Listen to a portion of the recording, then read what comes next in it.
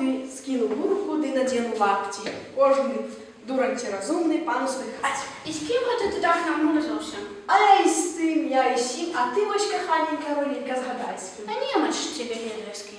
Слухай, баба, я не казав тобі, що тебе тут, не все дома. Але слухай, зятя. Зятям. Так, коханенька, родненька, хто со сватом, хто со сватя, а як Степан Криницький, так дродним зятям. Так і правду каже, що горілка людей з поля зводить. І ті ж ти год копав, дочка ще замуж не вийшла, а батько вже зятя має. Коли не маю тепер, так буду мати у четвер. Він тільки збирається підмазатися до нашої Павлінки.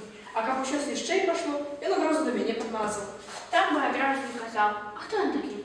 Сам Адольф Биковський. Я то думала, аж ну нічого людського. Тільки знає єсть і ти нюхає, яка дівчина польського паса ховає, а сам ти голий, як бізун.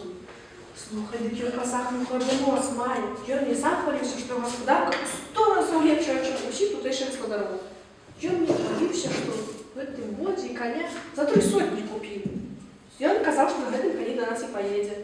Ти ось тобі по-другому заб'єш.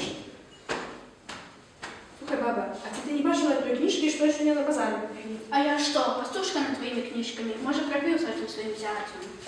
Ты, коханенька, родненька, не думай, что я себе гэта кудрень за зятя выбрал. Ён хлопец шляхоцкого заводу, с всякой рызыкой, деликатностью и все такое.